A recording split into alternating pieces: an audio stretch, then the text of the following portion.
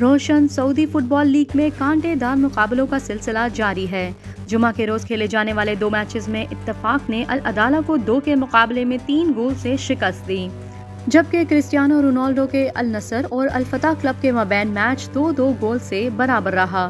Ronaldo Saudi league के तीसरे match में बिलाखिर अपना खाता खोलने में कामयाब रहे, जब उन्होंने मैच के आखिरी लम्हात में पेनल्टी किक पर स्कोर करके मैच बराबर कर दिया। अल नसर के खिलाफ मैच में अल फतह का पलड़ा पूरे मैच में ही भारी रहा, ताहम रोनाल्डो समेत 2 खिलाड़ियों की लगाई गई किक गोल पोस्ट से टकराकर बाहर चली गई, जिसके बाइस मैच दिलचस्प सूरत इख्तियार कर गया। अल फतह ने पहले गोल करके मैच में बढ़तरी हासिल की, जिसे अल नसर के ब्राजीलियन स्ट्राइकर एंडरसन टलस्का ने बराबर कर दिया। दूसरे हाफ में भी दोनों टीमों की जानिब से अटैकिंग फुटबॉल देखने में आया, ताहम अल नसर की जानिब से गोल करने के मौके ज़ाया होने के बाइस अल फतह ने दबाव मजीद बढ़ाया और गोल करके एक मरतबा फिर मैच में सबकत हासिल कर ली।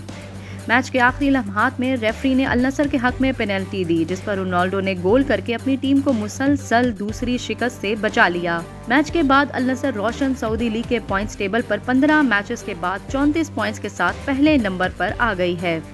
अल नसर क्लब अपना अगला मैच अल वेदा क्लब के खिलाफ जुमेरात को खेलेगा। रोनाल्डो की रोशन लीग में आमद के बाद से पूरी दुनिया का मीडिया इसकी भरपूर कवरेज कर रहा है। खसूसन अल नसर क्लब के मैचों को बड़े शौक और ज़ौक से देखा जाता है।